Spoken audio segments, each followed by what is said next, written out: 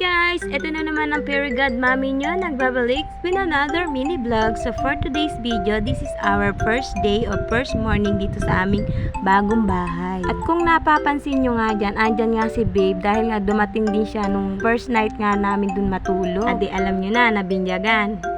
Kung ano inisip nyo, nabinyagan matulog kasama siya. At dahil maganda nga gising niya, ipinaglihuto nga kami ng tanghalian. Regado ba yun? Actually, wala talaga siyang kalam-alam na lumipat na nga kami ng bahay. Laman na lang niya na wala kami dun sa dati nga namin tinitirahan nung umuwi siya nang hindi ko alam. Hindi ko talaga sinabi sa kanya yon dahil nga kami may gera nga nung mga time na yon. O loko, kabahan ka na, baka isa-isang balik mo, iba na yung asawa ko.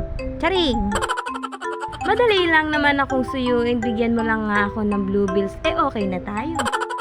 Sakto nga rin yung pag-uwi niya dahil marami din namang aayusin dito sa bahay. Gaya nga nito, pagkakabit niya ng TV dito, kailangan nga talaga ng mga lalaki. At fast forward na nga May 25, nagpunta naman kami ng Gapan para naman dalawin niya yung daddy niya dahil nga death anniversary na nga ng daddy nito. Hindi ko na nga sinama yung dalawa kong Junakis dyan dahil nga umaambon nga nung mga time na yan. In-game na naman nga dyan si Akla sa pagchichismis dahil nga marami nga akong baang chismis sa kanya. Dahil nga ilang araw din kami hindi nag-usap kaya naman puro chika nga kami dyan na may konting landian.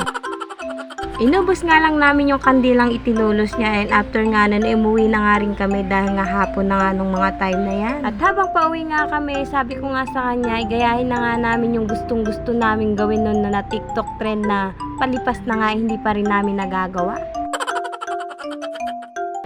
Game,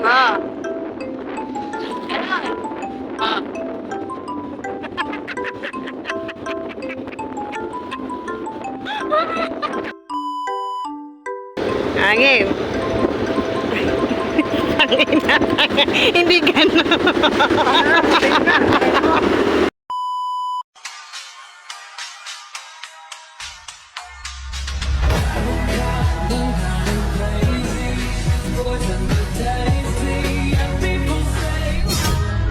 After ng ilang ulit na paulit-ulit na take, nakuha na rin namin. And after nga nun, eto na, totoo na, pauwi na nga kami niyan at malapit na nga rin kami niyan sa bahay. At pagka-uwi nga namin, dumiretso nga kami sa kwarto dahil nga isang tambak yung lupiin ko nga doon at nagpatulong nga ako sa kanya. At eto na nga rin yung time na nai-stress ako at iniisip ko kung paano ko nga ibibigay sa kanya yung surprise ko para sa birthday niya. Hindi nga ako makakali nung mga time na yan, pabalik-balik ako. Ewan ko lang kung natutunugan nga ako ng tukmol na to. At ayun na nga, gatayin nyo nga yung surprise ko sa kanya. And I think dito ko na rin tatapusin yung vlog na to. Thank you for watching guys. See you in the next vlog. Bye!